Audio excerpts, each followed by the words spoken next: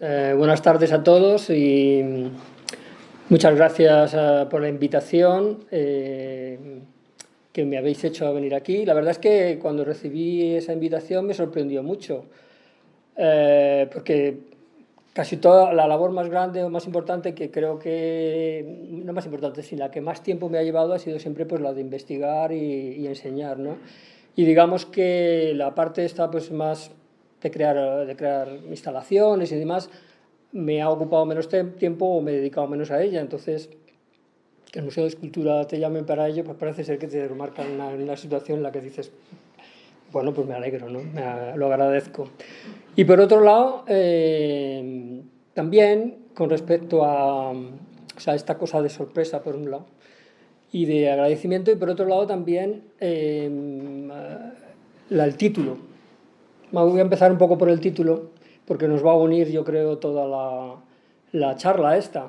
También quiero deciros una cosa, que si sobre la marcha, cualquier cosa que yo vaya presentando, hablando, diciendo, si os ocurre, os viene algo que haya tal, sobre la marcha lo vamos comentando. O sea, no es la intención de que yo dé aquí toda una tarde de charla y nadie diga nada. Si hay cosas que decir o si ocurrencias o demás, pues adelante, bienvenidas, ¿no? Bueno, os comentaba lo del título, me sorprendí, realmente era un título que no me esperaba porque yo había dado otro, probablemente mucho más feo. Este es muy bonito, Retar al aire, pero claro, había con determinadas cosas que no me cuadraban mucho, entonces yo dije, yo creo que, pero ya era un poco tarde, la verdad, pero yo hubiera puesto más que retar al aire, tentar al aire, tentar. Primero porque nunca me he planteado retar a nadie, y ni al aire ni a nada. Sí. Y segundo porque me parecía más aproximado a lo que creo o he intentado hacer durante estos años, tanto en el campo más de la cestería como en el de las instalaciones o construcciones con fibras vegetales, ¿no? Tentar. Es decir, observar algo y cogerle o pillarle o intuir el aire que lleva, no tanto el aire, digamos, atmosférico, sino ese aire, cuando decimos, tú tienes un aire, o tú tienes un aire, o tiene un aire, bueno, pues ese aire es un poco, podríamos decir, el que me ha llamado la atención siempre en las cosas, ¿no? Y en este caso, pues en la cestería, las fibras vegetales y todo lo que tiene que ver con ello. Entonces me parecía, creo que si ahora estuviera tiempo, pondría tentar al aire más que retar al aire, ¿no? Vale, muy brevemente, aunque él ya os ha hecho una presentación, yo os diría que creo que para entender un poco a qué viene esto de mi dedicación a las fibras vegetales hay que empezar, muy brevemente os digo que mi caída en este mundo de las fibras vegetales y de la cestería es totalmente azarosa. Nunca tuve ninguna intención de dedicarme a ello, ni presentimiento tan siquiera. La vida te lleva a cosas que no sospechas y a veces te dejas llevar por ellas y otras veces no. Yo en el caso de la cestería me dejé llevar de una manera totalmente como curiosa, pues aprender al principio, un poco porque mi vida en el campo me lo permitía, y después, pues ese aprender sin darte cuenta te va llevando a seguir aprendiendo, a seguir enseñando, en fin. Y hace 30 años esa labor era complicada porque prácticamente no había con quién aprender el trabajo con las fibras vegetales, es decir, ahora hay unos cuantos que enseñamos, pero hace 30 años no. El único recurso que quedaba era irte por los pueblos y por las aldeas y buscar a los abuelos, a la gente mayor que todavía conservaba esa sabiduría, ¿no? Claro, cuando yo empecé a hacer eso, pues me fui encontrando con mucho más o otras cosas más de lo que me esperaba, que era realmente no solamente lo que implicaba hacer cestos y el conocimiento de los materiales y demás, sino un tipo de vida que no se podía disociar de lo que se hacía. Es decir, esa cestería no se entendía si la sacabas de contexto, si la ponías en un laboratorio, vamos a decirlo de alguna manera así, ¿no? Eso formaba parte de la vida cotidiana de la gente y estaba impregnado de esa vida cotidiana de la gente. Entonces, ese aire, por decirlo de alguna manera, es el que ha venido recorriendo toda la trayectoria un poco que he venido siguiendo desde esos momentos, este aire rural, este aire en que la cestería es una cosa más, unos conocimientos, a después incluso las instalaciones y demás, ¿no? Que ahora os iré un poco presentando. Vale, pues esto un poco con relación a lo del el título, y luego la fotografía, que también alguien no sé quién, pero alguien la escogió, no me acuerdo quién fue, pues también lo agradezco, porque yo probablemente no hubiera escogido esta fotografía. Pero también venía muy a propósito, ¿no? Porque si os fijáis, es muy sencilla, pero al mismo tiempo tiene un aire, ¿vale? Ese aire, dentro de esa sencillez, parece que está diciendo mucho más a veces que un conglomerado de cosas, ¿vale? Entonces, me parece que las dos cosas han combinado bien y ha sido una suerte. Así que yo me dejo llevar, como me he dejado llevar por la cestería, y vamos a seguir con esto. Dentro de ese recorrido que os comentaba, de estar por las aldeas, por los pueblos, ir recorriendo, ir aprendiendo de los abuelos, metiéndote en sus casas, viviendo con ellos, en una ocasión tuve la oportunidad, me ocurrió algo. Es decir, estaba en casa de una gente que tenía cestería antigua, y al pasar por el pasillo de la casa me tropecé con un cesto de paja antiguo que yo nunca había visto. Ahora mismo los tengo súper vistos, pero en aquel momento nunca había visto. Tener en cuenta que yo soy de Madrid, mi contacto con la vida rural había sido cero hasta ese momento, entonces quizás esas cosas te sorprenden más, ¿no? Me sorprendió muchísimo y no sabría decir muy bien por qué, y nunca lo he sabido decir, ¿no? Era el misterio que encerraba probablemente ese cesto allí, precioso, de paja, sencillo, en un rincón, elaborado con unas zarzas con el que no servía realmente para nada en concreto, para cualquier cosa que tú pudieras meter allí. Pero el sopetón con ese cesto yo creo que ha marcado después mucho también de esta trayectoria del aire, ¿no? Del aire y acoger a las cosas. El anonimato es algo fantástico, maravilloso, nos hunde en un misterio maravilloso. Ese cesto, como toda la cestería tradicional, era anónimo. Podías soñar con él. Puedes soñar cuando no sabes de dónde ha salido, quién ha sido, puedes soñar, ¿no? Entonces todo esto, vuelvo a insistir, ha guiado un poco toda esta producción después y la investigación que lleva adelante, ¿no? Me voy a centrar ahora, voy a empezar a pasaros unas fotografías. Cuando pensé en dar esta charla y hablaros un poco, claro, estaban los materiales, las fibras vegetales, que son las que yo he trabajado, ¿no? O a las que me he dedicado. Las fibras vegetales son muchas. Entonces, me parecía como, podía ser un poco disperso, empezar a hablar de todas las fibras vegetales que se emplean, tal cual. Así que más bien me he centrado en algunas, las que yo más he trabajado. En este caso son las varas, el mimbre en particular, pero no solo el mimbre, sino iréis viendo otras cosas, ¿no?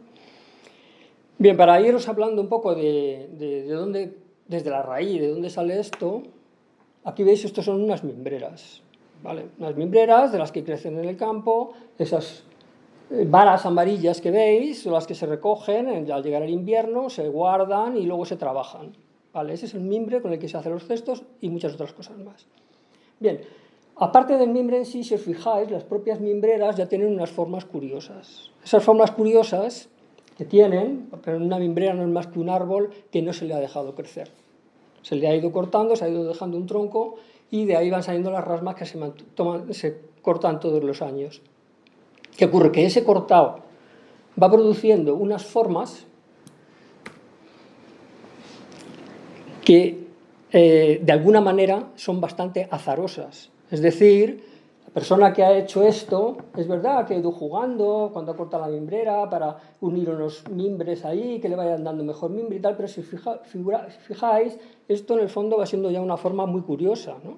Una forma azarosa que está en el campo, a la que prácticamente nadie se fija hasta que te paras. Dices, qué curioso eso, ¿no? O esta.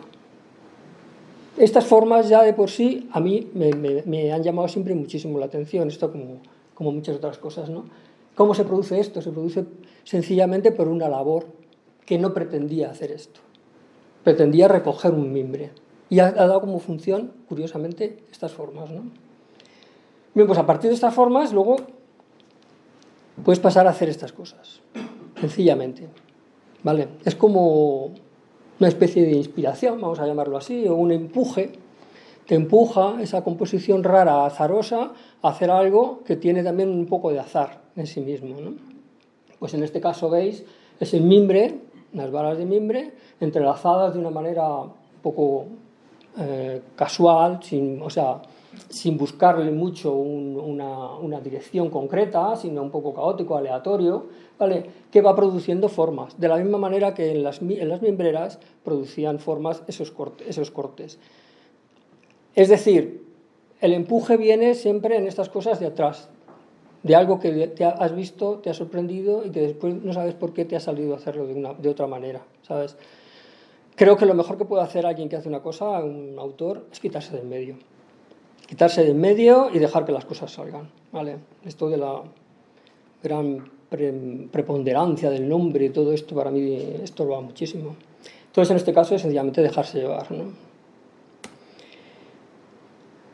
Lo otro era un ejemplo sencillo de algo que luego, pues como en este caso hicimos en Calle Museo hace 3 o 4 años, veis, el tejido es prácticamente del mismo, pero sin embargo, pues en este caso hicimos una superficie muy grande, que curiosamente hicieron los vecinos de Valladolid, la gente que quiso participar, es decir, aquí no había que ser ningún experto.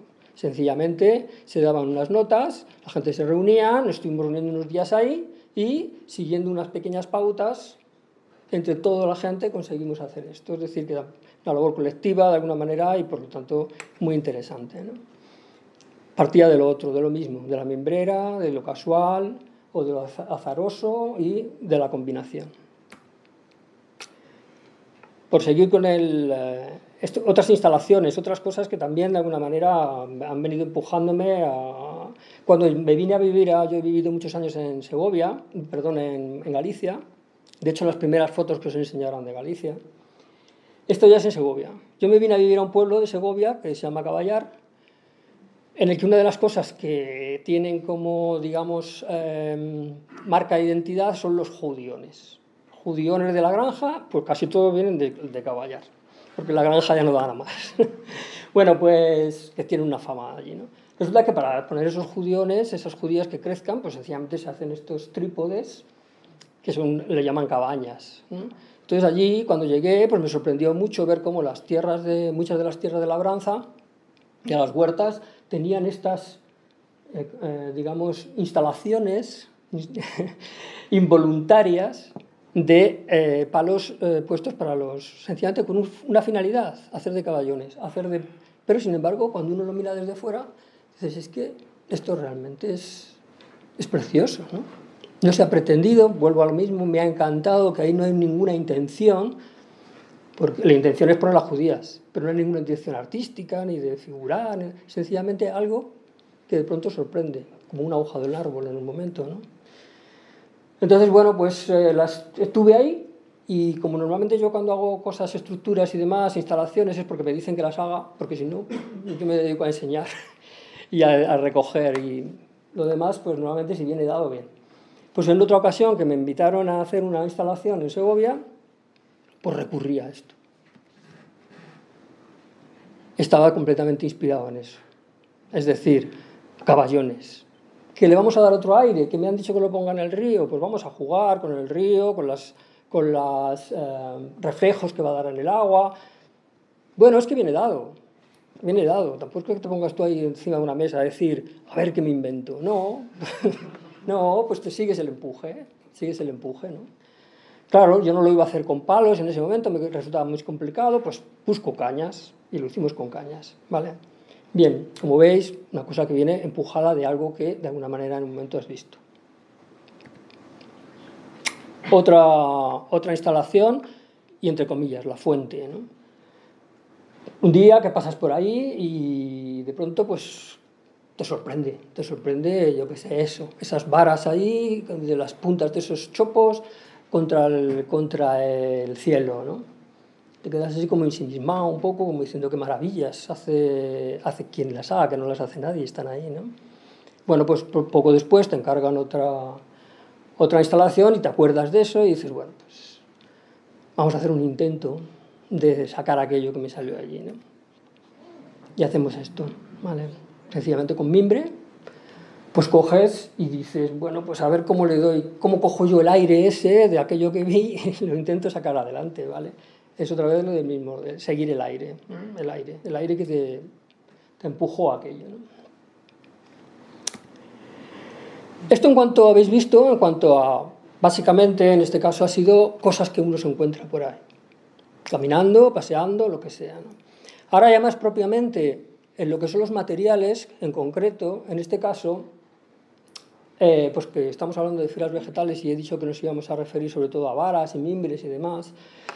Otra cosa que a veces también te sirve como de empuje son las texturas o los colores de las materiales, ¿de acuerdo? En este caso, veis, aquí estos son diferentes, son todo mimbres, lo que pasa es que los mimbres tienen diferentes familias y entonces de acuerdo a la familia pues va a tener un color y unas características, ¿de acuerdo?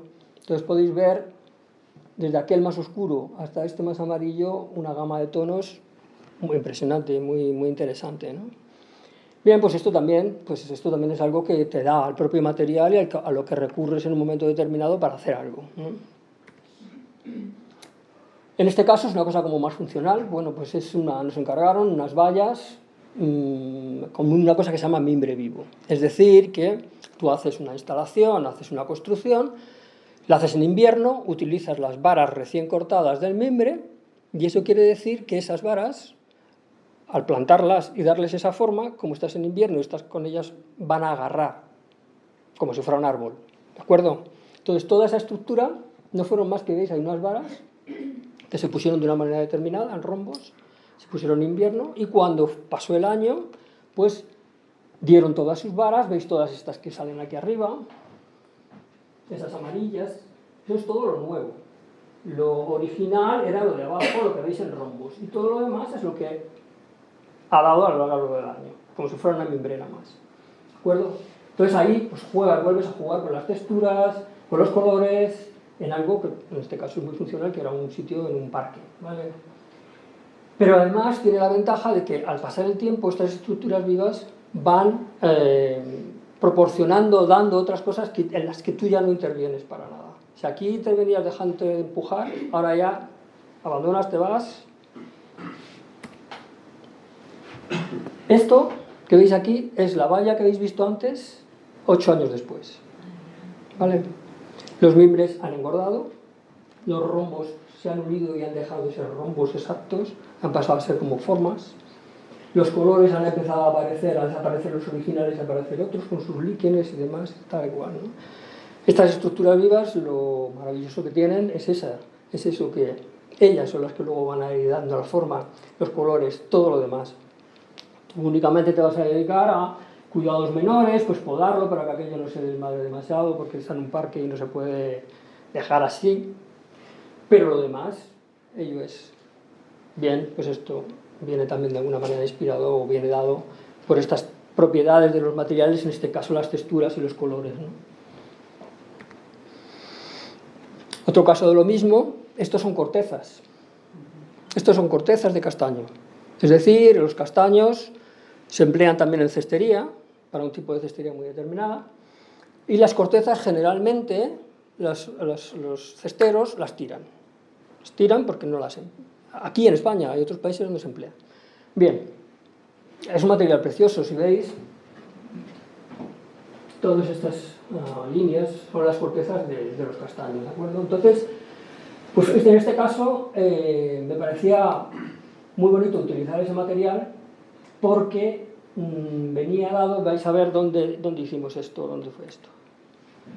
Esto era lo que era antiguamente el Cosmocaixa o no sé qué, a la entrada en Madrid, que se lo han cargado o no sé qué ha pasado. Bueno, aquí había unas farolas y una explanada muy grande a la entrada. A mí me parecía una cosa muy desangelada aquello, sinceramente. Estas cosas frías que se hacen ahora, que parece que son maravillosas, pero creo que son una frialdad que te mueres, ¿no?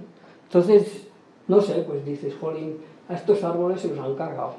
Se han puesto esas cosas tan verticales, no les han dado ninguna vida, ¿no? Y como la exposición para la que me pedían era un poco de reciclaje de materiales y demás, digo, pues vamos a reciclar unos materiales, en este caso unas láminas de castaño, y vamos a una metáfora, vamos a darles un poco de vidita a estos árboles pobres que les han dejado pelados, ¿vale? Pues que hicimos sencillamente cubrir una parte, la parte de abajo, como habéis visto anteriormente, con unas cortezas, y luego pues otra vez los azares y las casualidades, era otoño, y esos árboles que veis al fondo estaban tirando toda la hoja. Entonces, claro, te lo ponen a a huevo, como se suele decir. Dices, yo no había pensado poner hojas, pero es que me las están poniendo ahí. Pues ya eso se les cae, vamos a ponerles a este también. Y les pusimos hojas. Pese a que la señora que hacía la limpieza todos los días nos las barría. Porque para ella consideraba que aquello tenía que estar limpio, ¿no? Y bueno, pues hablábamos con ella, no las quites, déjelas y tal. Pues hay muchas ahí, ya cogéis otras. Pues efectivamente, todas las mañanas íbamos y les poníamos sus hojas a los árboles, ¿no? Bueno, fue una intervención así, digamos, un poco también en broma, ¿no? Pero nos parecía bonito que durante esos días en la explanada tuviera un poco de esa vida que nos parecía que le faltaba. Acudiendo a un material, en este caso de reciclaje, y un material que era propio de los árboles, que eran las cortezas. Se las habían quitado a unos y se las devolvimos a otros. Eso en cuanto a lo que os he comentado con respecto a las fibras vegetales y un poco hablando de sus texturas y de sus colores. Luego hay otra cosa que son las técnicas, ¿vale? Cuando conoces un poco el mundo de la cestería, pues empiezas a encontrar que hay un montón de técnicas que se han empleado habitualmente para hacer cestos. Muchísimas técnicas, y en cada material unas. Bueno. Eso también es una fuente realmente de sorpresa, ¿no? Porque, claro, uno llega ahí y lo primero que te encuentras es ¿esto quién se lo ha inventado? No se lo ha inventado nadie. Porque toda la cestería, la cestería tradicional es anónima, y que siga muchos años así, por favor. Y no pasa a ser otra cosa. Entonces, ese anonimato, ese misterio, esa maravilla es la que te mueve de alguna manera a poder jugar con ello. No es de nadie, tampoco es tuyo, pero puedes jugar con ello. No pertenece a alguien en concreto y me has tocado mío, has cogido, has aprovechado. No. Está libre para cualquiera. Y lo vas a dejar libre, claro. En este caso son las técnicas. Esta en particular es una técnica, pues bueno, pues de las habituales en cestería, más o menos, ¿no? Pues también si sirve, puede servir en un momento determinado para aplicarla en otra cosa más, en este caso también más funcional, como fueron... Esto era un teatrito de títeres. Es verdad que me quedó un pequeño, porque yo pensé en niños, y luego resulta que dijeron, no, pero si es para que los títeres los hagan los mayores. Digo, pues... yo tenía que poner algo arriba, porque bueno, tenía una altura, se supone que tenía que ser más alto. Bueno, estas son cosas casuales. La cuestión es que venía dado, por lo que os comentaba antes, una técnica cestera, sin más ni menos. Que la sacas del cesto, no es ninguna invención, esto se ha hecho siempre. En construcciones tradicionales, vallas, demás, se han empleado las técnicas cesteras para hacer vallas, para hacer muchísimas cosas. Es decir, yo no he inventado nada, sencillamente lo he aplicado, y en este caso, pues como pedían eso, pues le dimos una forma para que ahí atrás no se viera, y por detrás de aquí pues los actores y tal pudieran trabajar un poco, ¿no? Lo mismo que lo decía antes. En este caso la inspiración o el empuje venía dado de atrás de una técnica en concreto, ¿no? Y una forma de tejer. Y otra de las cuestiones también que, digamos, vienen dadas por la raíz cestera de la que más o menos vengo, son las formas, los objetos. Esto que veis aquí es una nasa de pescar. Es una nasa de pescar de la zona de la Costa Brava, que empleaban los pescadores en todo el Mediterráneo. Esta es particularmente de la zona de la Costa Brava, pero en todo el Mediterráneo se han empleado estas trampas con esta técnica. Una técnica muy curiosa que veis, que siempre también haciendo unos rombos, ¿no? Entonces, aquí tenemos varias cosas. Aparte de la técnica, tenemos las formas y también los materiales. Fijáis como aquí el juego de materiales produce unas varas paralelas que van en un material, que en este caso es como marrón y más, que hace sobresalir, resaltar más todavía los juncos amarillos del fondo. Bueno, pues es un objeto de uso cotidiano, ¿vale? O sea, la maravilla de estas cosas es que está uno rodeado de objetos maravillosos de uso cotidiano. No están en ningún museo, ni están en las casas de la gente, ¿vale? Bueno, pues esto también, estas cosas, pues cuando las ves sorprenden, y en un momento determinado pues yo me dedico a hacer nasas porque me apetece hacerlas, aprenderlas, enseñar a la gente cómo se hacen, pero cuando pues, te piden una intervención o lo que sea, te acuerdas de aquella nasa y dices, pues vamos a jugar con aquello, ¿no? En este caso, esto que os voy a enseñar ahora viene dado en parte del proceso de la nasa, es decir, esa nasa cuando se está construyendo, en un momento determinado tiene esta forma, ¿veis? Que es el embudo que tiene interior, y un poco de puya. Esto luego se irá cerrando y se terminará como la que habéis visto anteriormente. Bueno, pues cuando nos llamaron precisamente en Dinamarca, que esta fue de las primeras cosas que hicimos así en plan grande, no sé por qué, yo estaba en aquella época con la cuestión de las NASAs y dije, pues vamos a jugar con lo de las NASAs. Hablé con mi compañero que trabajábamos juntos los dos, a él también le pareció fantástico y además como él controla también mucho de todo esto, lo pudimos hacer, ¿no? Y pasamos a hacer esto. En realidad, si os fijáis, es sencillamente una idea, un aire de lo que anteriormente habíamos visto en la NASA. Por supuesto, no se trataba de reproducirla exactamente, solamente que haciendo dimensiones mayores, no era nuestro intento era recoger ese aire, no retarlo, sino tentarlo y hacer algo que recordara aquello que fuera aquello, ¿no? Entonces fue parte de la construcción, veis que en realidad eran elementos diferentes de esa propia NASA, sacados de contexto, el embudo solo, la forma primera, para hacer una instalación, en este caso, ¿veis?, en el que constaba de diferentes elementos de la propia NASA. ¿Vale? ¿Qué ocurre? Que esto tiene también una virtud, las fibras vegetales, y es que se construye rápido. Esto lo construimos en 4 o 5 días, probablemente si hubiera que hacerlo en, que voy a decir yo, en metal, no sé qué, pues daría bastante más trabajo, exigiría también un taller. Esto se hizo al aire libre, mi compañero Joan Farré y yo lo hicimos ahí una semana anterior, pasándolo muy bien además, con sus lluvias, sus fríos, porque Dinamarca es como es. Pero bueno, nada, pues fue ponerse unos días y utilizar ese material que tiene unas características fantásticas para poder trabajar en el terreno y con poco más que unas tijeras y las manos. ¿Vale? Claro, mucha gente puede decir, esto es efímero, va a durar 1 año, 2, bueno, no pasa nada. Efímeros somos todos, todo es efímero, ¿no? O sea, esto del tiempo depende de quién lo mire. A una hormiga, pues probablemente lo efímero es las cosas de 1 segundo, para nosotros las de 5 años, y yo que sé que para las estrellas, pues podemos flipar con lo que es efímero para ellas, ¿no? Entonces, bien, dura lo que dura. Y luego también su descomposición, por decirlo de alguna manera, no va a molestar a nadie, se van a caer esos palos ahí, van a formar parte del terreno. Y por otro lado también la propia descomposición, la próxima a deshacerse, tiene un juego, tiene una belleza, ¿vale? Porque, claro, uno como lo deja, y otra cosa es lo que el tiempo va haciendo sobre esa instalación. Y al ser fibras vegetales, más porque son fibras que hubieran estado al exterior igualmente.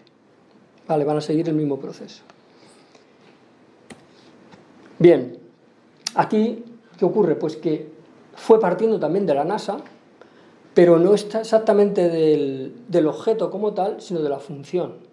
Las NASAs son para poner en el agua. Vale, y cuando uno coge una NASA y la pone así un poquito en el agua, produce unos reflejos muy bonitos en el agua. Bueno, pues entonces dijimos, no vamos a hacer NASAs, pero vamos a emplear la técnica y la función de la NASA, que es estar en el agua, para hacer esta instalación en un lugar que nos han encargado, que es una laguna. Esto también fue en Dinamarca, ¿no? O sea que, aparte del objeto en sí, está la función también como fuente, de alguna manera, de inspiración o de como lo queráis llamar, para hacer cosas, ¿no? Y esto fue también la función, pero precisamente darle la vuelta. Es decir, esto estaba en el agua, pues yo ahora lo voy a sacar a un sitio totalmente seco, a ver qué pasa. ¿Vale? Entonces son unas piezas mucho más pequeñitas, ¿vale? Me parecía bonito también que se reflejaran en las sombras en la pared y ver de alguna manera qué pasaba. Entonces, cuando te pones a hacerlo, dices, jolín, pues es que al sacarlas del agua y hacer así, parecen espigas, a mí me parecían, ¿no? Me parecían algo completamente campestre, cuando el origen era todo lo contrario, del mar, del agua, además, ¿no? O sea, ¿cómo te sorprende al sacar una cosa de contexto lo que puede producir? Bueno, pues en este caso fue lo mismo que habéis visto prácticamente, muy parecido a lo de antes, pero en tamaño más pequeño y en un lugar, digamos, seco. ¿Vale? Partes concretas de la pieza. Me estoy deteniendo un poco en esto porque esto de las NASAs y esa técnica nos ha dado, a mí por lo menos me ha dado mucho juego, ¿no? Para hacer muchas cosas. En este caso, lo que es el propio embudo, esa entrada, ¿no? Parecía como muy misterioso, ¿no? Es como una entrada, parece que es un sitio donde uno es como un pozo, donde nunca se acaba uno de encontrar, te pierdes ahí dentro, ¿no? Esa llamada. Bien, pues en otra oportunidad también lo que intentaba hacer puramente esos tubos, esos objetos a los que te atrae y te hunde, ¿no? Aquí tuvimos la oportunidad de ponerlas esto fue en el Palacio Quintanar, en Segovia, que tienen como un patio interior muy bonito, y entonces daba pie a tener la posibilidad de colgarlas y que esa especie de llamada o de tal, pues fuera al contrario, en vez de hacia abajo, un poco como hacia arriba, ¿no? Bueno, esto está un poco lo que os comentaba, viene de una parte concreta de un objeto, ¿vale? Y esto es lo mismo. Esto es el culo de un cesto, fondo de un cesto, si queréis que hablemos en fino, un culo de un cesto, ¿vale? Vale, un culo de un cesto de mimbre, antes de que se le continúe. Bien, pues también, hasta un culo de cesto tan sencillo como esto, pues en un momento determinado te paras un día y dices, jolín, qué bonito es esto, ¿no? O sea, así sin más, es que no... Bueno, pues aquí esto siguiente está hecho con culos de cestos, sin más. Esto estaba en Cercal, supongo que ya no está, porque también es efímero, claro. Pero realmente no fue más que decir, vamos a mostrar a la gente culos de cestos, y vamos a ponerlos de una manera en que nos tengamos que fijar, porque si lo dejamos ahí, nadie se va a fijar en el culo de cesto probablemente. Pero si lo ponemos ahí y le hacemos un tal y cual, de pronto va a llamar la atención, ¿no? Va a llamar la atención una cosa tan sencilla, tan cotidiana, como es un culo de cesto, con las sombras, las luces que produce y demás, ¿no? Es un poco, en el fondo, si os fijáis, de lo que estoy hablando es de intentar un poco llamar la atención, como a mí me la llama, sobre objetos cotidianos, anónimos, a los que no prestamos prácticamente ninguna importancia, ¿no? Y esto es una cuestión, un último juego. Esto es un barquito. Os voy a contar brevemente la historia del barquito. Quizá alguno habéis oído hablar de Agustín García Calvo. Agustín García Calvo fue un escritor, poeta y muchas cosas más, defenestrado, desgraciadamente, porque nadie habla de él, ni habla de su obra, cuando tiene una obra impresionante. Y cuando tuve la suerte de ser amigo de él y discípulo, y lo considero mi maestro en muchas cosas. Cuando estaba muriéndose, hace 10 años, justo ahora se va a cumplir el aniversario, pues alguien, creo que fue mi compañera, sí, estando en el hospital, fue a visitarle, y en un paseo que se dio antes de volver otra vez al hospital para despedirse, pasó por el río, por el Duero, en Zamora, y cogió unos juncos que se encontraba por allí con la intención de traérmelos a mí para decir, a ver qué haces con esto. Bueno, pues cuando subió al hospital con unos juncos de 2 o 3 metros, larguísimos y tal y cual, que el conserje no le quería dejar entrar con los juncos aquellos. Dijo, no, déjeme entrar porque tal cual, no sé qué, no sé cuánto. Y llegó ante la cama de Agustín, a la cama de Agustín, dijo, esto es para él. Y se los dio. Les dio esos juncos porque, bueno, entre otras muchas cosas, él ha hecho muchas referencias en poesía, en escritos al Duero, a su infancia, a todo lo que él vivió allí, ¿no? Entonces le dio como el impulso de, esto va a tocar algo que le va a recordar algo, le va a mover algo. Son los juncos de su infancia, de su vida, ¿no? Entonces él los cogió, así como con mucho cariño, como era él y demás. Y en ese momento había un sobrino de Agustín García Calvo allí también, y le dijo a mi compañera, dice, ¿sabes que con esos juncos nosotros hacíamos unos barquitos cuando éramos niños? Digo, pues no lo sabíamos. Dice, mira, te voy a explicar cómo es. Y cogió un papel, texto de allí del sanatorio, y le hizo un dibujo, le puso los pasos para hacerlo, ¿no? Pues primero se cogen unos juncos, luego se cortan de esta manera, era muy sencillo porque dice, esto lo hacíamos cuando éramos niños. Bueno, pues cuando vino a casa me contó la historia y me trajo el papelito. Entonces, bueno, pues ¿qué vas a hacer? Pues hacer el barquito, claro, es que no tienes otra historia, ¿no? Y te pones, haces el barquito y dice, además me dijo que flotan. Y efectivamente, lo echas en el agua, y flotan y navegan, efímeramente, ¿vale? Pero flotan y navegan. Entonces, bueno, me pareció una cosa maravillosa. Pareció precioso que los niños pudieran hacer estas cosas, jugar con ellas, echarlas, y como decía él, es que hacíamos barquitos y venga a echarlos al agua. O sea, esta sensación de que no te agota nada, nunca hacer una cosa, ¿no? Pues yo hice algunos cuantos, tampoco, desgraciadamente ya no, aunque intento conservar de niño todo lo que pueda, pero se va haciendo uno mayor. Hice unos cuantos barquitos, hice alguna foto, me sirvió un poco como hacer un pequeño homenaje a mi manera a la memoria de Agustín, recordando esto. Y cuando en un momento determinado, poco después, nos encargaron otra instalación, pues recurrimos a ello, ¿no? E hicimos esta instalación que veis. Claro, aunque en la foto no se observe bien, los barcos son mucho más grandes, están hechos con mimbre, eran muchos, aquí solo salen unos pocos, eran muchos, y estaban ahí, los dejamos flotar en esta laguna en Dinamarca también, pues hasta que se hundieron. Vale, ya está. Tiene una historia detrás todo esto. Bueno, a veces no sabes si es más bonita la historia o el resultado, pero en todo caso va todo junto, ¿no? Bueno, esto es un poco, hasta ahora os he ido comentando un poco las cosas, más o menos que he ido haciendo o que me he dejado hacer o lo que sea, ¿no? Y ahora un poco unas consideraciones de que, aunque os he comentado un poco de qué le mueve a uno a hacer estas cosas o demás y tal, ahora ya me voy a un poco olvidar de las cosas que particularmente yo haya hecho para mostrar otras y de dónde vienen, ¿no?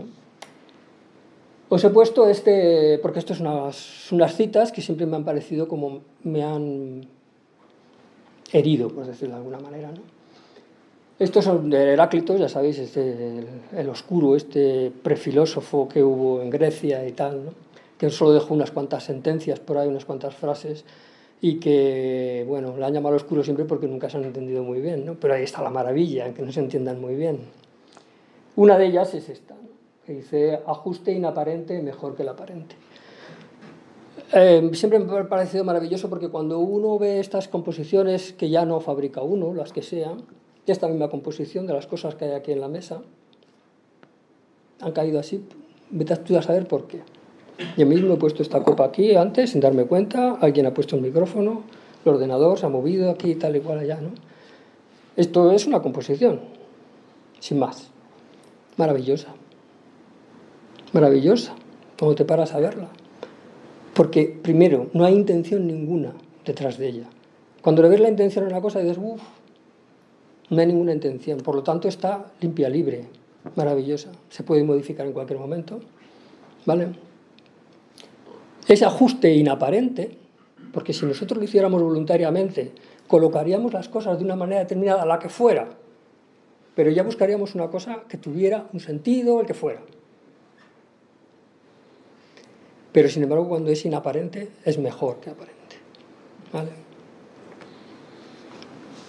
No sé si os quedáis así como, no sé si... A lo mejor estoy diciendo una barbaridad, ¿no?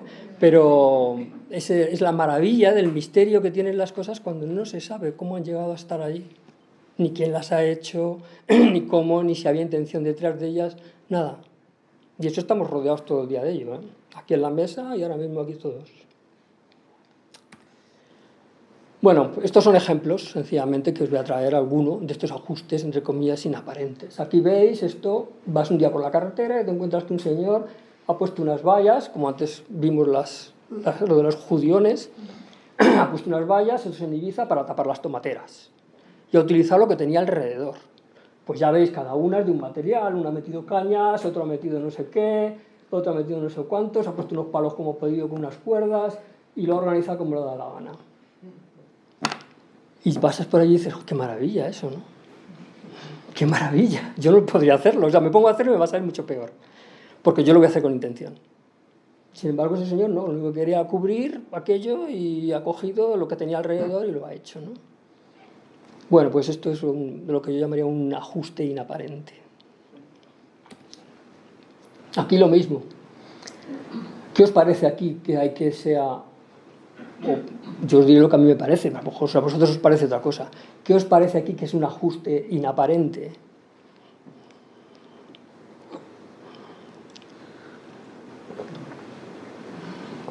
Me refiero al objeto, ya, para dar más pistas.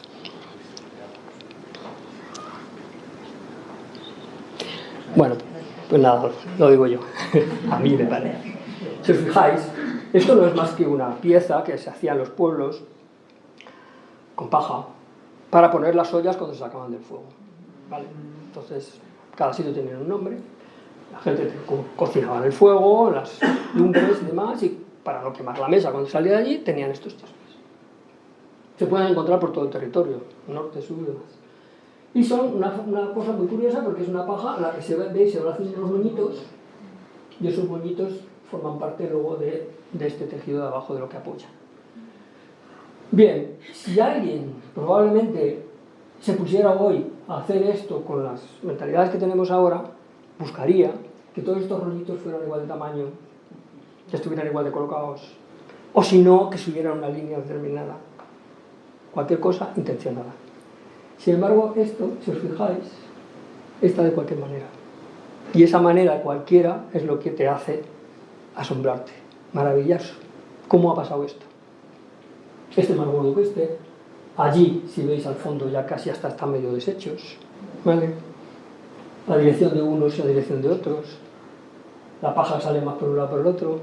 Eso es una maravilla. Eso es una maravilla. Y además,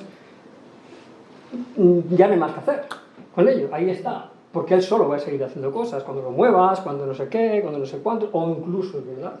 En un momento determinado dice, se me está rompiendo. Y llega la señora y lo apaña.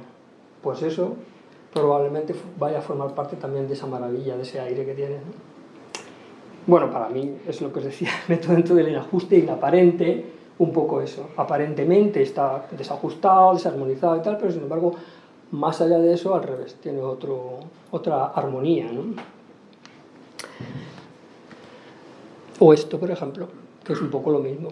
Si os fijáis, esto es una persiana hecha de cañas, un campesino de Ibiza.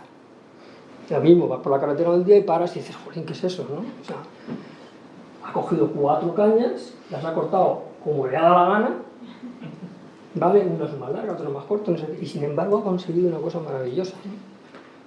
Bueno, yo a lo mejor estoy flipando mucho, pero a mí me lo parece, ¿vale? La, entre comillas, desarmonía que hay es una armonía como más allá, ¿sabes? ¿Veis? Las cañas, los palos, las cuerdas no están exactamente bien colocadas, pero no obedeciendo la intención, sino que le han cuadrado así, por lo que sea. O el tiempo las ha llegado a poner así, ¿no? Bueno, pues esos son objetos cotidianos que nos rodean toda la vida y que nunca estarían indudablemente en una sala de exposiciones. Pero es que no necesitan estar, porque lo que me parece maravilloso de esto es que está al alcance de cualquiera, en la vida cotidiana no son relumbrones que hay que poner ahí para que la gente... No, la belleza rodeándonos todos los días, ¿no? La hermosura. Bueno, pues otro ajuste inaparente. Y ahora otra frase que también de viejo Heráclito, que dice esto de tal como revoltijo de cosas echadas al azar, es el más hermoso revoltijo hacia el mundo, ¿no?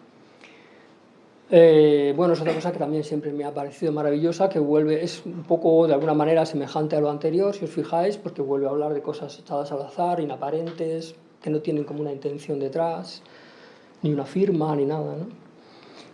Pero, un ejemplo. Esto es un taller de un cestero. Ya ni tan siquiera estoy hablando de cestos ni nada. Es su taller. Es una maravilla. Hasta las bolsas del Corte Inglés quedan bien ahí. Hasta eso consigue. Que eso quede bien. Una cosa tan fea, tan llamativa, que en cualquier sitio no es más que basura, resulta que ahí, puesta de esa manera, porque este señor lo ha ido poniendo, porque no sé qué, porque no sé cuánto, como puso aquellas cebollas, como luego se le cayó no sé qué, y lo puso allá, y... Es una composición maravillosa. Maravillosa. Totalmente azarosa, si queréis, porque no ha habido una intención detrás ni nada. Una maravilla. Una escultura completa, ¿no? O al contrario, 3 palos colocados. Esto sencillamente es una pauta que se hace hacia un cestero para hacer unas jarras, ¿no? Esto es un momento del trabajo. Es maravilloso, si os fijáis. O sea, y él no ha pretendido, por supuesto, hacer una escultura ni hacer nada bonito ni una instalación. Es sencillamente, él tenía que tejer aquí abajo, y para que no se descompusiera todo esto, mete un palo hasta el techo, apoya ahí y empieza a trabajar. Entonces tú llegas allí y dices, joder, qué maravilla, ¿no? lo que ha hecho este hombre, ¿sabes? Así para tejer, no lo mueva, déjele así, que por lo menos le haga la foto. ¿Vale? Luego va a seguir, y va a ser muy bonito lo que va a seguir, pero una maravillosa, ¿no? O sea, una cosa de alguna manera azarosa, caótica, sin buscar. Esto, elemental. ¿Cuántas veces vamos por el campo? Pumba, ha pasado la máquina, deja los rollos allí, un revoltijo de cosas. Una maravilla, como están colocados, no se ha parado el de la máquina. Este aquí, no han ido cayendo. Han ido cayendo, ¿no? Y esa es la maravilla que tiene. O un hecho determinado. Este es un sitio por el que yo casi todos los días paso a caminar cuando voy por la tarde, ¿no? Entonces te fijas en una explanada maravillosa y dices, ¿y por qué me fijo tanto en ella, no? Pues porque nació aquel árbol allí. Ese árbol es el que le da pumba. Si no, probablemente no dejaría de ser, pero ese árbol remarca algo ahí.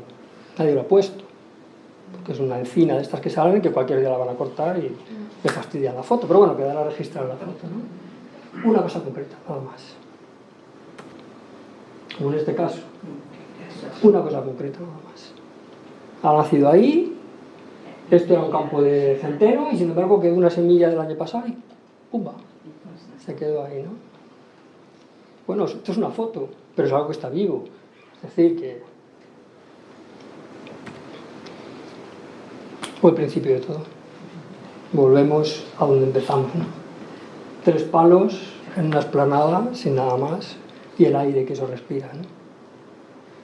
Bueno, pues ese ha sido un poco el recorrido por el que se me ocurría llevaros a través de las fibras vegetales, ¿no?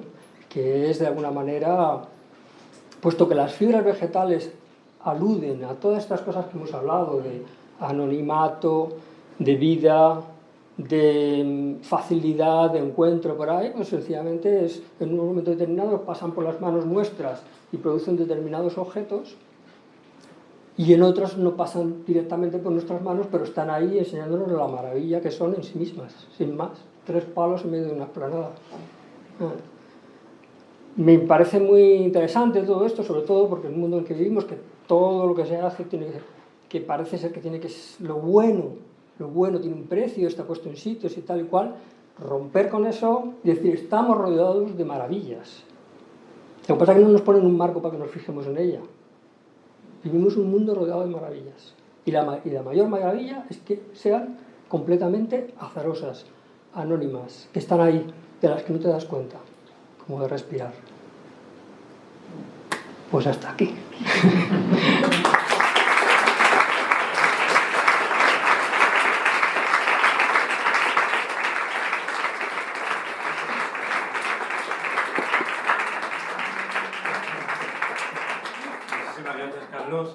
No sé si tienes preguntas y demás, pero aprovechar que tenemos aquí, la verdad que la charla ha sido impresionante. Nos ha descubierto también ese mundo, ¿no? Es decir, el mundo de la cestería, el mundo de las fibras, pero también realmente ese poder inspirar la naturaleza, ¿no? Y realmente lo que percibimos, el nacimiento de una flor en un sitio insólito, o un algo determinado, incluso lo popular, ¿no? El peso popular. Cómo pesa lo pragmático y no realmente tener una idea prefijada ni buscar lo artístico, ¿no? Con lo cual, bueno, aprovechar que le tenemos y tal pregunta que hacerle. ¿No? ¿Ninguna? Vale. Bueno, más que una pregunta, es una reflexión sobre el material, o sea, los materiales que tienen su propia física, por así decir.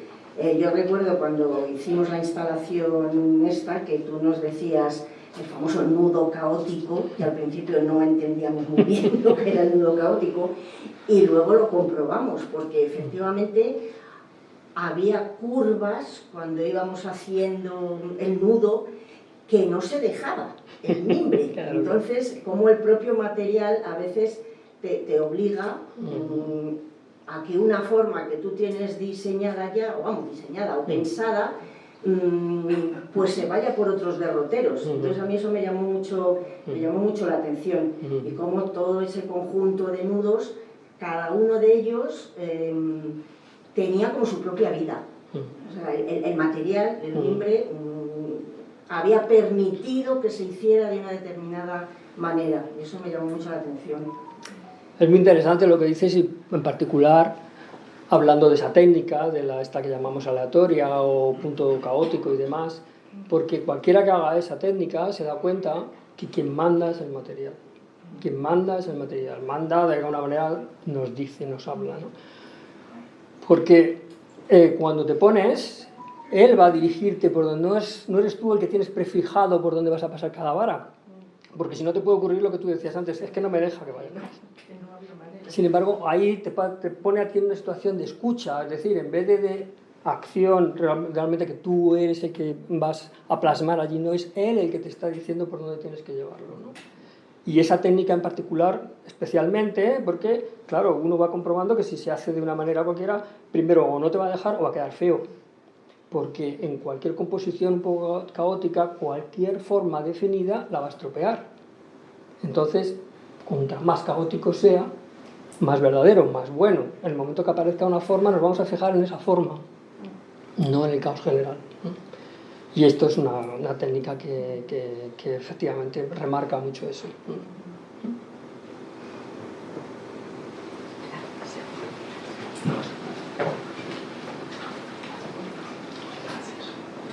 Yo, bueno, quiero hacer una pregunta de índole técnica, pero aparte de ello, y para empezar, pues reconocer que me ha encantado la conferencia en general y que trasluce una personalidad y una filosofía de vida que me encanta igualmente. O sea, bueno, estaba pensando, digo, ¿cómo me gustaría ser amigo de este chico? Pues ya somos amigos. Muy bien. Y entonces, bueno, la pregunta que quería hacer más concreta era ¿qué preparación necesitan la mimbre y de qué especies vegetales? Porque hablas de mimbre como de cualquier mocha que tengo en mi pueblo o que son, creo que son parientes de los sauces, son salicáceas, ¿no? Pero el olmo también es muy flexible, se podría utilizar y qué preparación las varas, momento de cogerlas, conservación, se pelan, no se pelan, o se pelan, o se pelan, todo ese tipo de cosas que quieras comentar. Vale. Muchísimas gracias. Y pues bueno, muy bien, sí, porque yo, claro, aquí se pone uno a hablar de fantasías y también está esto que es muy importante, ¿no? Cómo se utiliza el material, cómo se prepara y demás, ¿no?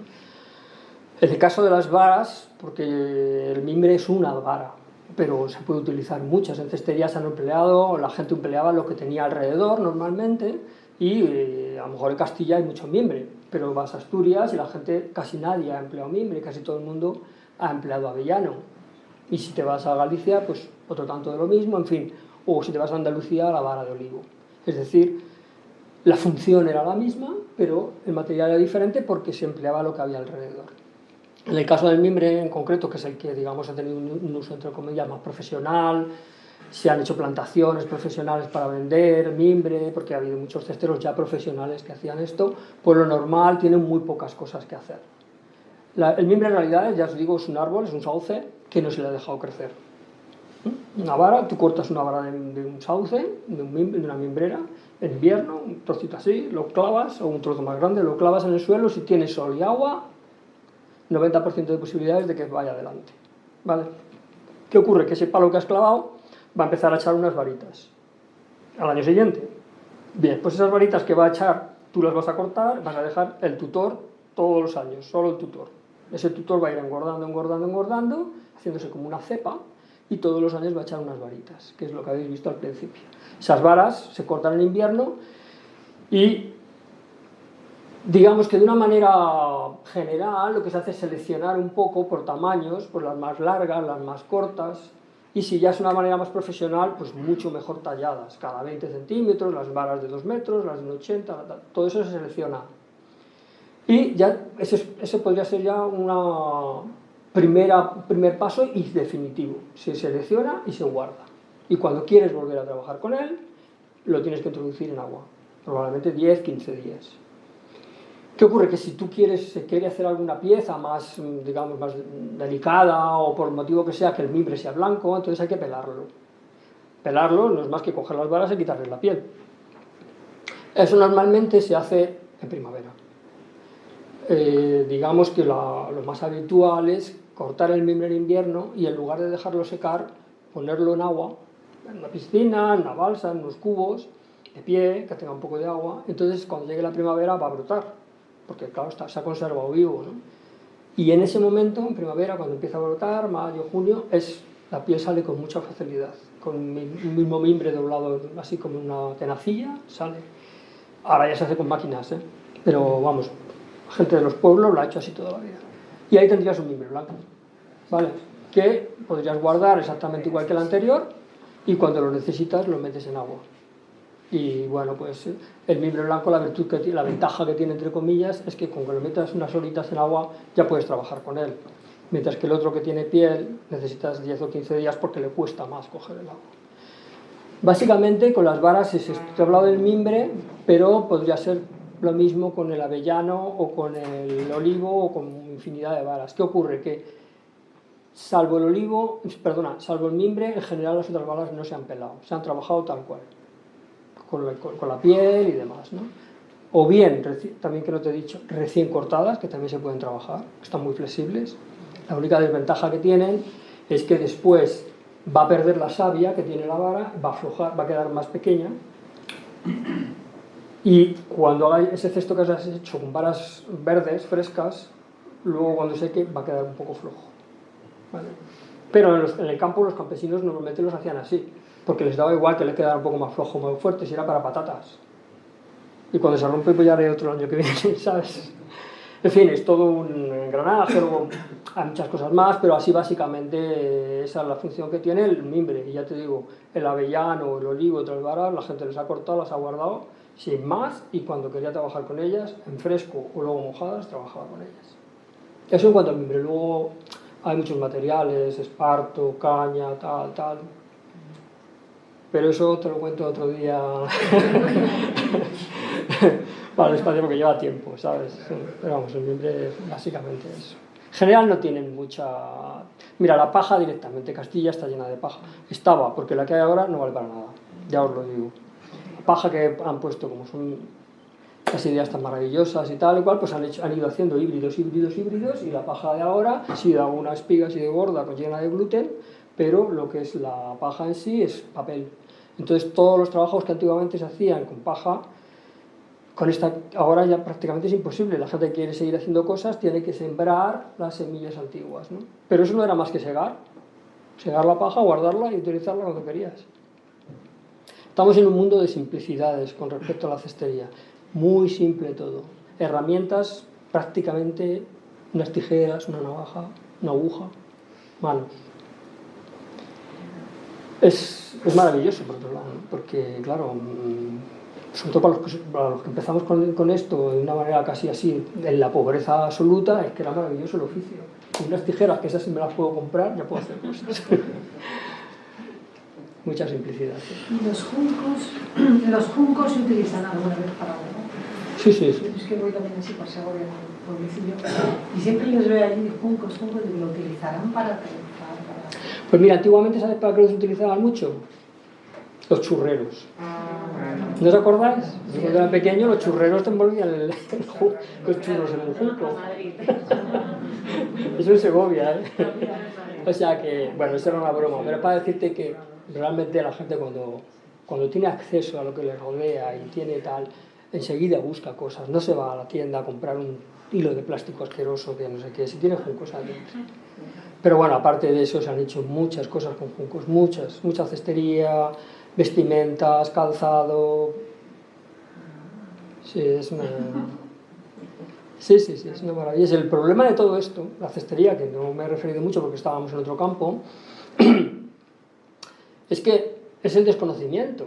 Bueno, el desconocimiento por un lado y el otro lado por la vida que ahora se lleva normalmente en ciudades y tal, que en todo esto no lo tienen accesible.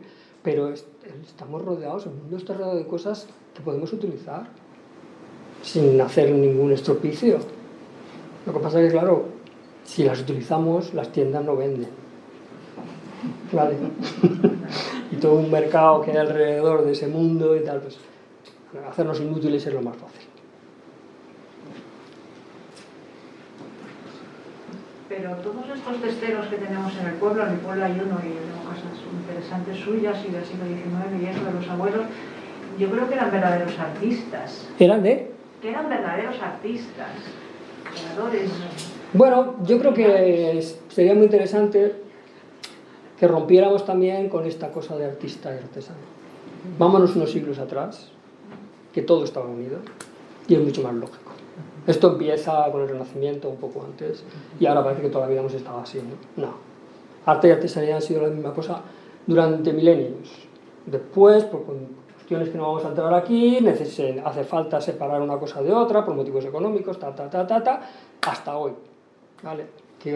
Hasta hoy que el arte es una firma en general. Es quien lo hace, no que hace, ¿vale? Como debía de ser, claro. Es decir, como estaba llamado a que fuera.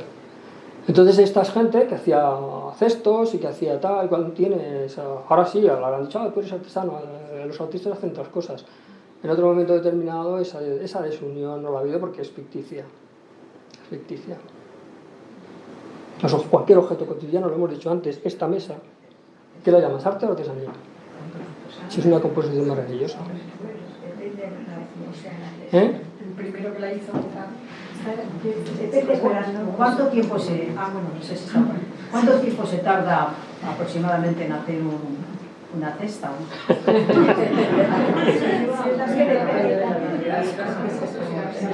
Te voy a contestar dos cosas. Por un lado, ¿qué cesta? ¿Cuál cesta? ¿Sabes? Porque claro, puede ser una que lleve días y días y otra que te la haga en un par de horas. Bueno, esa es la primera contestación.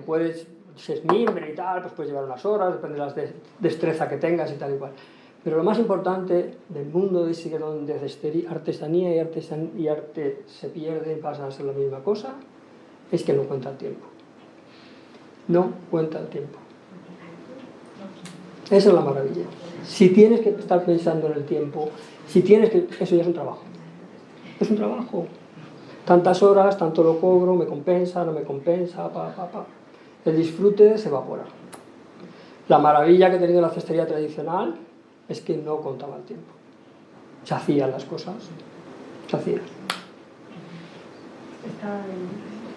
Sí, yo mi pregunta iba un poco por lo que han comentado estas señoras, porque a mí me parece interesante el concepto este de belleza un poco como espontaneidad, pero me gustaría ver un poco cómo diferenciamos eso de qué es y qué no es arte. ¿Cómo diferenciamos eso de? De qué es arte y qué no es arte. Porque podemos decir que algo es arte si le quitamos toda intención, o sea, una creación totalmente espontánea. ¿Puede ser arte o no? Actualmente, arte es lo que tiene una firma, sin más, ¿vale? Con todo lo que eso conlleva. No nos engañemos, actualmente arte es firma y dinero. En otro momento ha pretendido a lo mejor ser otra cosa, pero actualmente es eso. Yo creo que volvería a lo de antes, no distinguir. No distinguir. Artesanía, arte en un principio era oficio. Por arte, por artesanía, se hablaba oficio, a maña, a saber hacer. Que luego en un momento determinado alguien recurra, normalmente por razones económicas, a querer decir que eso que hace él es distinto a lo que hacen otros. ¿Vale? Hay otras consideraciones también, pero eso es muy básico. Rompe en un momento, a partir de un poco antes del Renacimiento y demás, y ahora está instaladísimo como si hubiera sido toda la vida así. Yo creo que llegado al punto en que hemos llegado ahora en general con el arte, está muy bien que empecemos a olvidarnos de esa diferencia, porque lo que se ha considerado es que cualquier tontería, si tiene nombre y un buen marketing detrás, se venda como arte. Entonces lo más fácil, creo, es renunciar a eso ya, renunciar de una vez a todo ese mercadeo que hay detrás, que lo que está realmente anulando y fastidiando es lo que es bonito, bueno, bello, de verdad, sin distinción entre bonito y bueno, ¿no? Entonces yo animaría a romper eso porque hay demasiada metralla detrás de todo eso. Sí, estoy bastante de acuerdo, yo creo. Y esto que dices de la firma, por ejemplo, la imagen que has puesto de la huerta en Segovia, con los palos puestos encima con el cono, claro, tú has hecho prácticamente lo mismo en el río, pero bajo la supervisión de alguien que te ha contratado para hacerlo. Pero en el fondo, materialmente es lo mismo. Pero claro, podríamos decir que lo segundo es arte y lo primero casi nadie se habría planteado que eso es arte. Pero en realidad es lo que dices, la única diferencia es que el segundo, la segunda imagen, tiene un artismo. Sí, bueno, yo en realidad lo que he intentado recurrir durante todo este tiempo, primero ya, por supuesto, siendo uno más, como todo el mundo, no pretendo... Pero es que lo que me ha interesado es coger el aire de las cosas, es lo que he dicho, coger el aire. Y para mí el aire es una cosa que está impregnado de anonimato, que está impregnado de casualidad, de todas esas cosas. No tiene los significados, los mensajes, todas esas cosas son aberrantes. Las intenciones, no, es que yo con esto he intentado. ¿Cuántas veces te encuentras un cuadro y el que lo ha hecho está 5 horas hablando del cuadro? Pues dedíquese a escribir, señor, o a hablar, pero no a hacer cuadros, porque si nos tiene que contar toda esa batalla, ¿sabes? Es que no la tiene que contar, porque si no, lo que ves ahí generalmente es... Yo estoy de acuerdo que en el arte moderno hay mucha variedad. Muchas gracias y ha sido muy buena.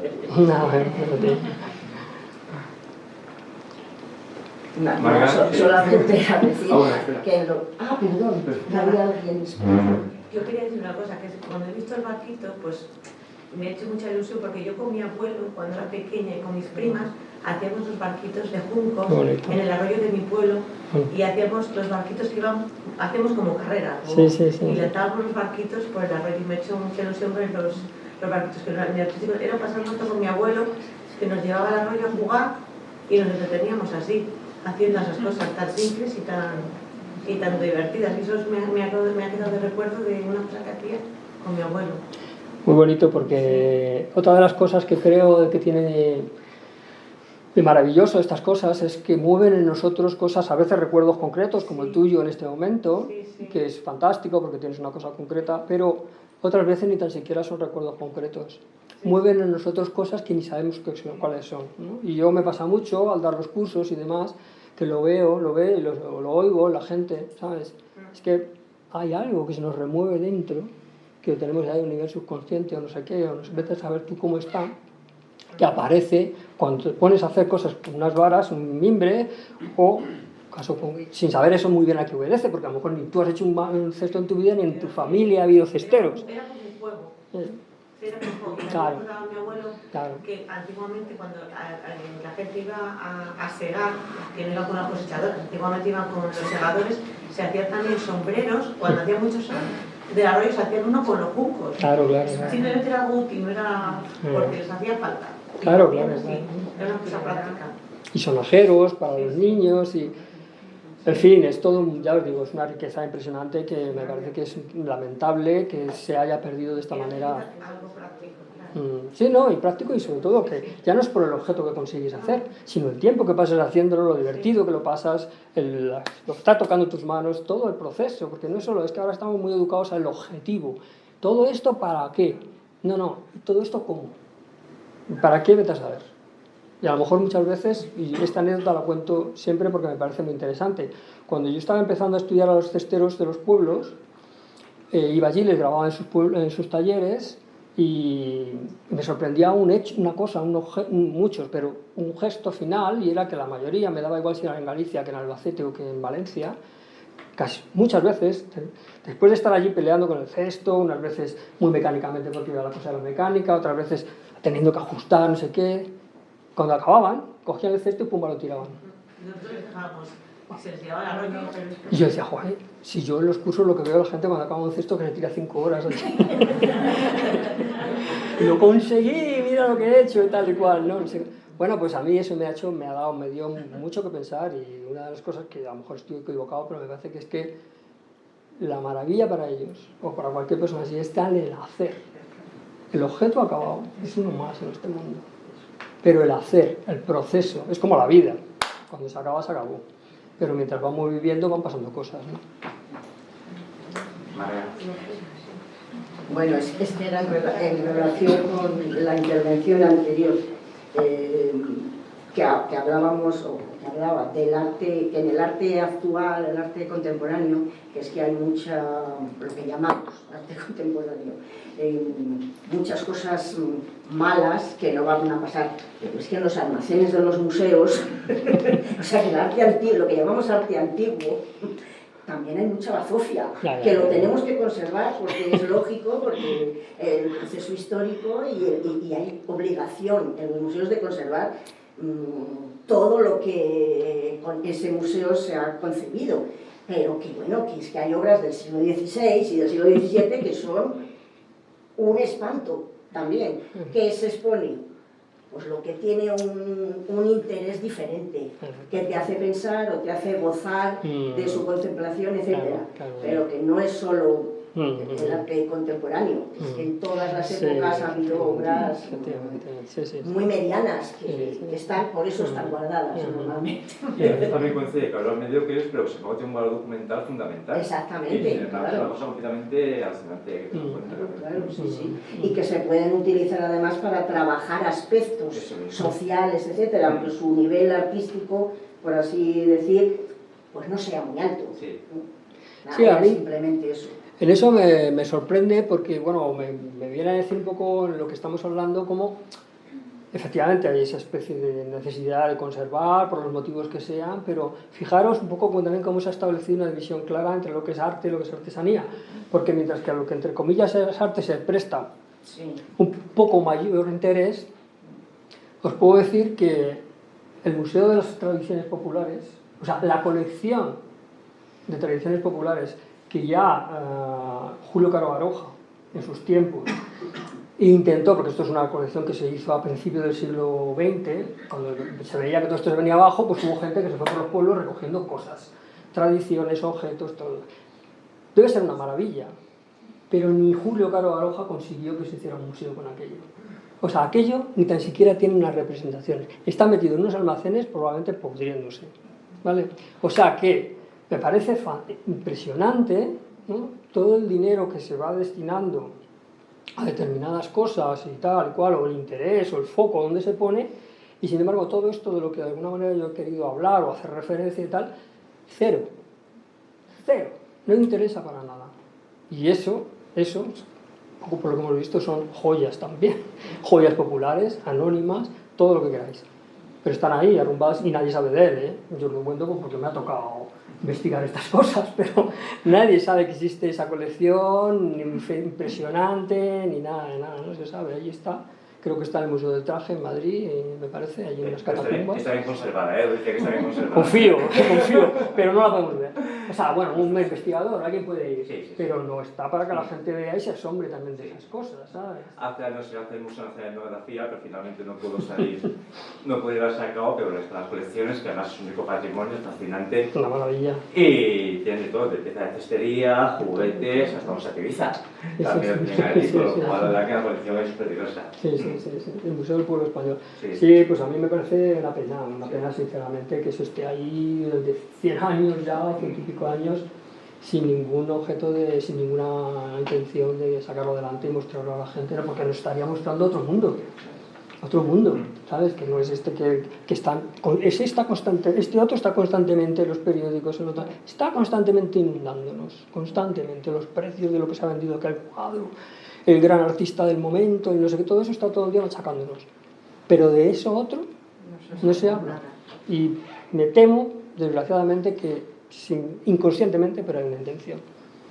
Lo popular, lo que puede hacer la gente con sus manos, lo que no sé qué se puede vender, qué se vende, qué no se vende, y si no entra dentro del ritmo de la venta y comercialización, como el aire, hasta que no lo envasen, no vale nada.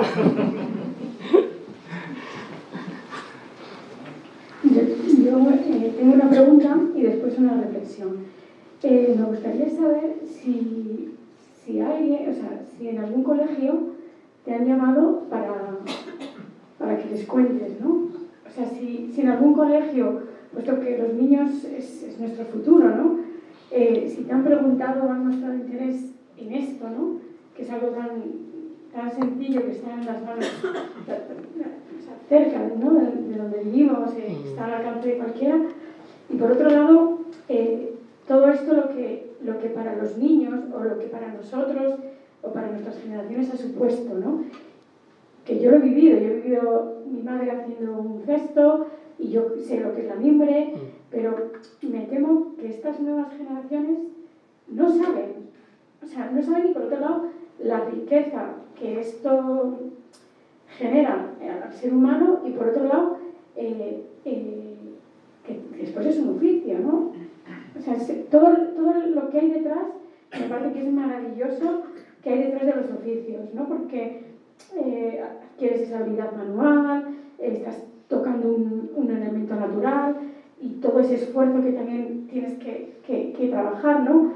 Que es una forma de educar que en otros países como Dinamarca, por ejemplo, sí que en las escuelas esto todo se valora muchísimo, y cosa que por ejemplo aquí o sea, entonces bueno, un poco esa reflexión y esa pregunta por ver tu realidad, ¿no? Puesto que conoces el tema. Bueno, tienes al lado a alguien que ya en una ocasión me llevó a sus alumnos a que les diera una charla sobre estas cosas, ¿te acuerdas? En Cercal. No eran de colegio, eran ya estudiantes, pero lo llevamos. Pero no es frecuente.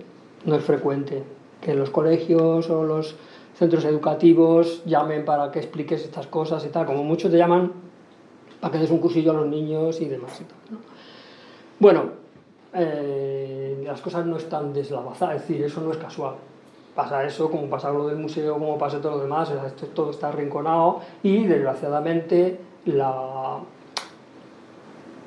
esto tengo que decirlo también ahora, por donde se quiere llevar esto, para mí es una tradición absoluta a todo esto, porque se le quiere, todo esto que ha sido anónimo, tradicional, tal, todos estos ingredientes que ha tenido, se le quiere ahora meter. De unos años para acá han encontrado lo que llaman un nicho de mercado y se quiere meter en el otro mundo, en el de la autoría, los artistas, no sé qué. Y ahora cuando la gente habla de el futuro de la artesanía, el futuro de la cestería, está hablando de eso, de artistas haciendo cosas de estas, únicas, exclusivas, por su genio personal, con su firma.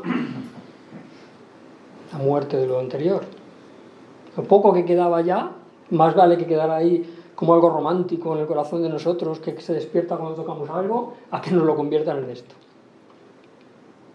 Entonces, yo mucho me temo que si empezaran a llamarlo para las escuelas sería con esa, casi hasta digo que, no sé si es mejor, sería con esa vertiente. ¿Y qué van a poder sacar los chavales de esto? ¿Puede ser un oficio para su futuro? Puede ser... A lo que has dicho tú antes, ¿no?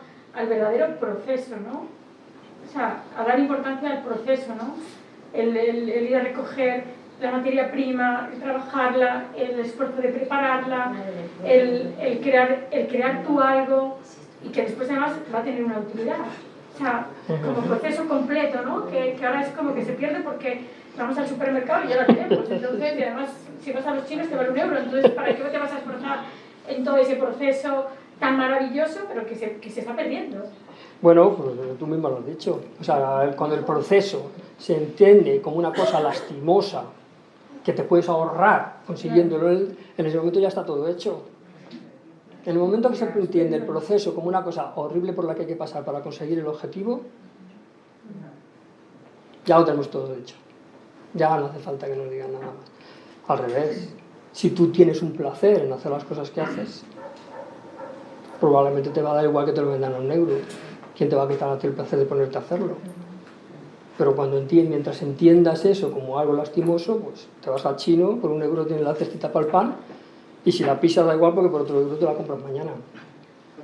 ¿Qué más da si luego están esclavizados por allá? En fin, es que si os fijáis estamos hablando de dos mundos, y yo, como vengo de ese, de alguna manera, pues tengo que hacer hincapié de alguna manera en eso, porque el otro también le veo un poco las circunstancias y lo que está produciendo, y desgraciadamente lo que se está intentando hacer ahora mismo con este también que yo he descrito, con este, hacerlo, meterlo también dentro de eso que ahora llaman arte, hacerlo de esa manera, y por lo tanto los procesos serán, lo importante es que tú hagas una pieza que sea vendible, ¿vale? Te lleve el tiempo que te lleve, da igual. Y si te lleva mucho tiempo, te venderán también el tiempo que lo haces.